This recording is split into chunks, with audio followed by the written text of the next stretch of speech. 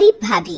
रीना एक मध्यम परिवार की लड़की थी, लेकिन उसकी भाभी शिवानी एक बड़े घर की बेटी। शिवानी की शादी अभिषेक से लव मैरिज थी। अरे भाभी, ये कितना अच्छा सूट पहना है आपने। काश ऐसा मैं भी पहन पाती। अरे क्यों नहीं रीना, वैसे भी तुम्हारा और मेरा नाम तो एक ही है, जब मन करे पहन लेना। भाभी, आपको आपके पापा ने कितने अच्छे कपड़े गहने दिए हैं। मैं उनकी इकलौती बेटी जो हूँ। बेटी तो मैं भी इकलौती हूँ, लेकिन क्या करे, पापा है नहीं, पता नहीं कैसे होगी मेरी शादी। तभी वहाँ शिवानी की सास आ जाती है। अरे क्यों नहीं करेगा भाई तेरी शादी धूमधाम से, आखिर जिम्मेदारी है तो उसकी। और वो दिन भी आ जाता है जब रीना की शादी तय हो जाती है। अभिषेक, क्या हुआ? आप इतने परेशान तो कभी नहीं दिखे। कोई बात है तो बताइए मुझे। अरे शिवानी, वैसे तो शादी का सारा इंतजाम हो गया है, लेकिन गहनों का रेट तो आसमान छू रहा है। कैसे क्या करूं, कुछ समझ में ही नहीं आ रहा।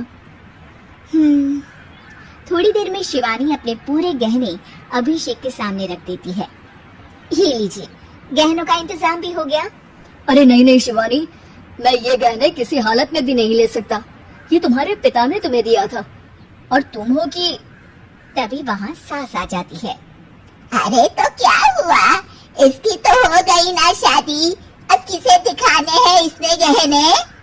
सास गहनों का डिब्बा शिवानी के हाथ से लेकर वहाँ से चली जाती है। रीना की शादी धूमधाम से होती है और अब वो बड़े घर की बहू बन जाती है। वहीं रीना की शादी के बाद शिवानी और अभिषेक उसकी शादी के कर्जों से डूब जाते हैं। मैं सोच रही हूँ नौकरी करनी शुरू कर दूं।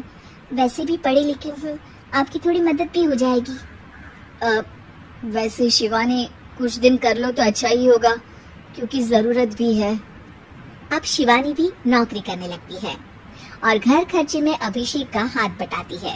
एक दिन शिवानी, रीना का फोन आया था, कह रही थी कि आने वाले त्योहार में उसके ससुराल जाना है। ठीक है माँ।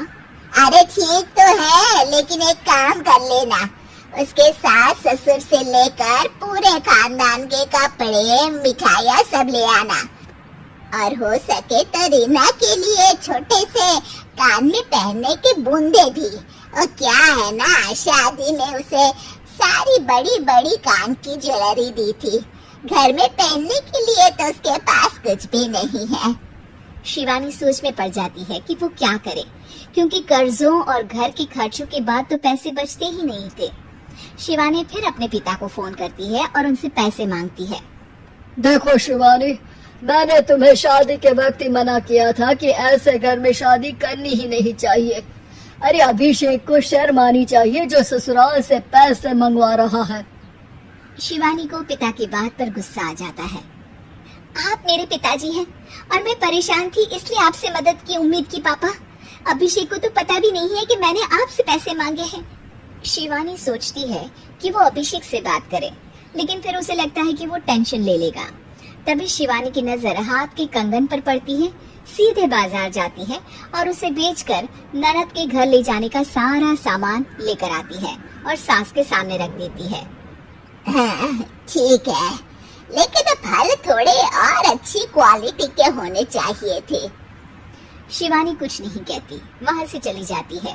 एक दिन शिवानी, रीना का फोन आया था, बहुत रो रही थी। क्यों माँ, क्या हुआ? सब ठीक तो है ना उसके ससुराल में? अरे तूने तो उसकी नाक ही कटवा दी। अब मैंने क्या कर दिया माँ? कह रही थी कि बड़े घर की बहू है भाभी, जो कपड़े दिए वो ब्रांडेड भी नहीं थे। तू तो जानती है ना उन लोगों का पहनावा कितना अच्छा है। तू तो मेरी बेटी का भला कभी सोचती नहीं। हाय भगवान, अरे बड़े घर की बहू है, इसी बात की जलन है ना तुझे? लेकिन याद रख, मेरी बेटी का सोचने के लिए भगवान है। तुम लोग कभी उसका बुरा नहीं कर पाओगे। अब शिवानी के मन में सवाल था कि क्या ईश्वर सिर्फ रीना के साथ है, उसके साथ नहीं। लेकिन उसे सुकून था कि वो अभिषेक के साथ उसकी जिम्मेदारियों को निभाने में बराबरी की हकदार है। शिवानी वहां से चली जाती है। वो सास से कुछ नहीं कहती, क्योंकि अमीर घर की बहू बनकर रीना को भले ही सुकून ना हो, लेकिन गरीब घर की बहू बनकर शिवानी खुश है, क्योंकि खुशी पैसों से नहीं, परिस्थिति